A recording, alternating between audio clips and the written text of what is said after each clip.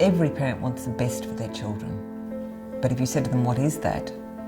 They probably would struggle to answer. Oh my God, my son got 100 in mathematics. Okay, so what?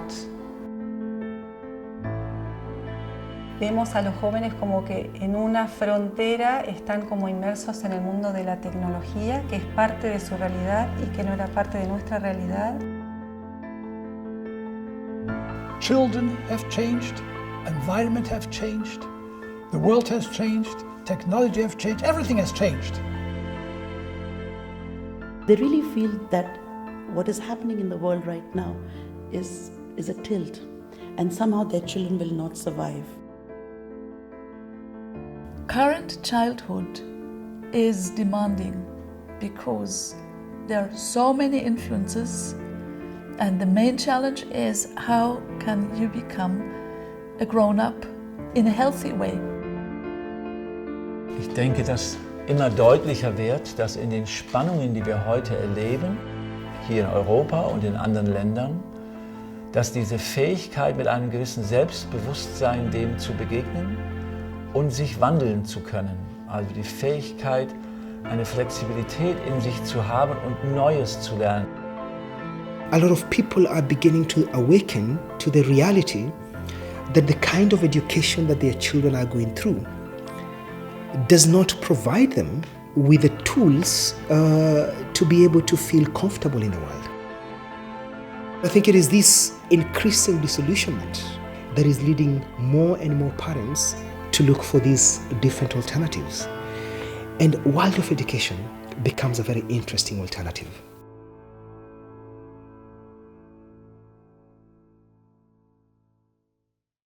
我们说，最开始的时候，孩子这样一个种子一样发展，最开始的时候是需要这样去保护它，然后这个慢慢的这样打开，然后最后打开，然后一脚就把它踢出去了 ，go to the world 去做他的工作，所以我认为是可以的。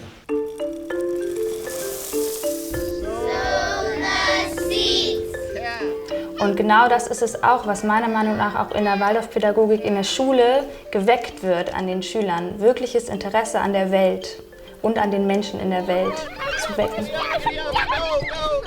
They saw me as not just a brain that could take up the facts, but as a person with an inner life. Das, was in diesen Kindern lebt, als Zukünftiges, und das ist die Zukunft dieser Kinder, das, was in ihnen lebt, dass das auch sein darf. Denn das ist das, was eben zukunftsbildend ist. Und wir nicht sie so formen, dass sie das machen, was wir schon sind. The ability to really see the temperament, the destiny of a child, the way it's planned, this is a tough question to become familiar with. Within a very short time, when a child joins the Waldorf school, the community where this child comes from can begin to get the sense that there is something special about this child. Now, often they cannot be able to describe what is special about this child, but they can sense there is something special about this child. She came out and she said, "Who's this? Which school has this girl come from?" Because she knows what she can do and she knows what she can do better. Wherever people went, they'd say, I walk into a Waldorf school and I know it's a Waldorf school. It has the same watercolor painting with the blue background and the sun in the sky and the beautiful green tree.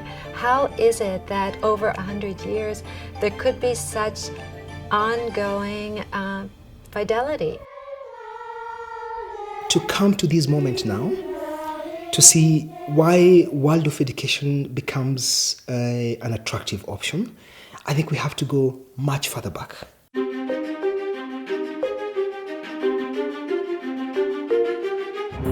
If you look at the 20th century, first Waldorf school, 1919 in Germany, right after the First World War. The end of World War I, and Europe, Germany was a real mess. Nothing worked anymore. People were starving, and people were ready to do something new, to try something new.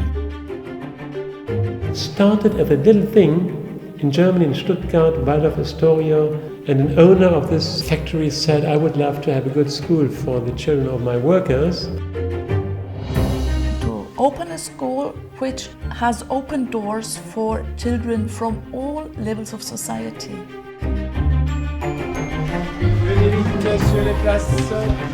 Ab der 7. Klasse bin ich auf die Freie Waldorfschule Ulandshöhe in Stuttgart gegangen, also jene Schule, mit der die ganze Waldorf-Geschichte begonnen hat.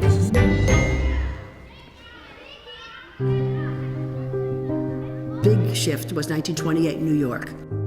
And then you have the Second World War. Waldorf schools closed by the Nazi government. End of the war, Waldorf schools open and expand. The wall comes down in Berlin. Waldorf schools expand. The Soviet Union opens up in Waldorf schools. Each and every one of those schools was founded by people who said, we are looking for something new for their children. A school for those who are really engaged in education, who are really thinking about what can I do for my child so that it will be able to design its own life.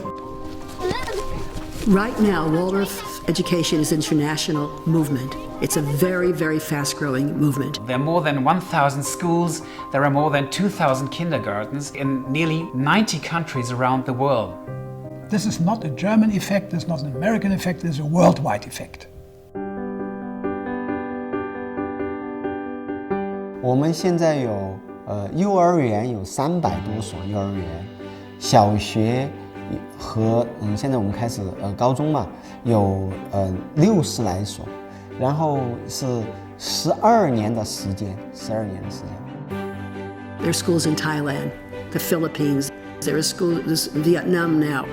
And you have schools in San Francisco, and you have schools in Moscow, and you have schools in South Africa. Kenya, Tanzania, Nigeria, Israel. We see in Israel that we have plenty of kindergartens because that's the easiest. And then all these kindergartens want to become schools. There's some projects going on the West Bank. Also ich bin in einer Favela geboren, jugendlich gearbeitet hatte mit der Waldorfpädagogik. Como si fuera una explosión de pequeñas escuelas Waldorf o jardines por todos lados de la Argentina. There are 4 schools in Hyderabad, 3 in Mumbai, 1 in Bangalore, 1 in Chennai, and 2 in Delhi, 1 in Pune. And there are more all the time, in every different kind of circumstance. I visited a teacher who teaches in a dump in Kosovo. It's called that, the kindergarten on the dump. No beautiful toys, no nice curtains, nothing. They use bottle caps, they use whatever they can find. There is not a single Waldorf school in the world which is pure. You always have to make a compromise. The question is, how far can you go with the compromises in order not to lose your identity? There's no Vatican in the sky, there's no school board. It's a network, it's a loose network. How can this be? It's like the prototype of a grassroots movement. And it has grown to be the biggest and largest pedagogical movement in the world, which is not state-run or run by churches or commercial interests. Steigt und permanent einfach größer wird, sondern er begrenzt sich auf dieses. Es ist eben nicht so, dass Waldorfschule nur so gemacht werden kann, wie wir das in Stuttgart machen, sondern es ist eben heute deutlich, dass Waldorfschule bunt ist, sehr bunt, dass in jeder Kultur man es anders machen kann und dass es jeweils auf die Menschen ankommt, wie man das machen möchte, auf die Kultur, auf den gemeinsamen Zusammenhang.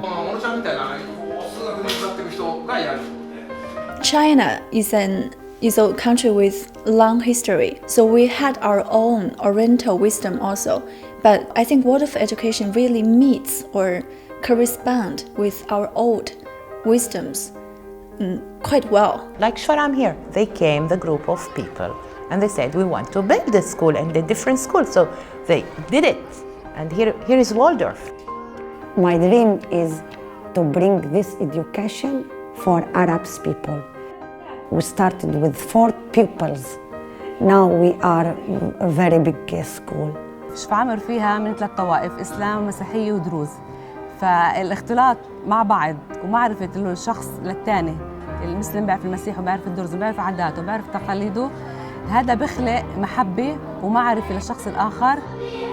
Waldorf education has to be adapted in other countries to the cultural basis of these countries, to the images, the colors, even the language.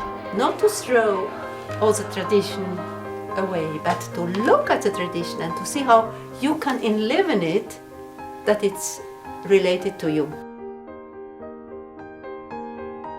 Everything that was about India comes back through the Waldorf curriculum into the schools.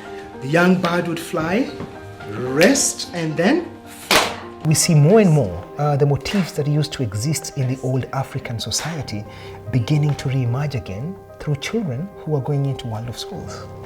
In that kind of sense, we would become a much authentic Chinese than we are right now. Connected to this huge growth of Waldorf education is the need for a more human education and for more human values in education, a need for an education where you can become oneself.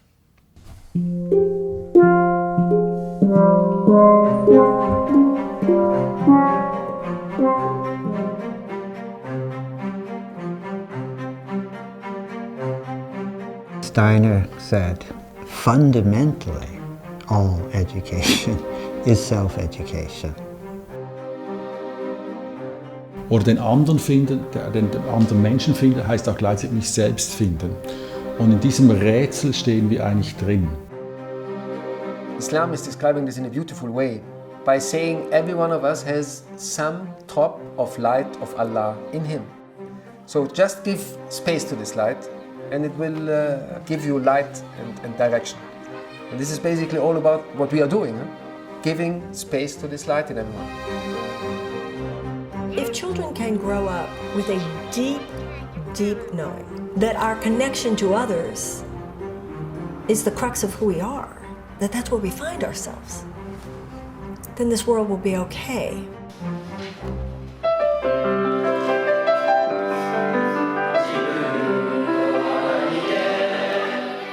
The young people that I've met all over the world who have gone through Waldorf pedagogy are social entrepreneurs.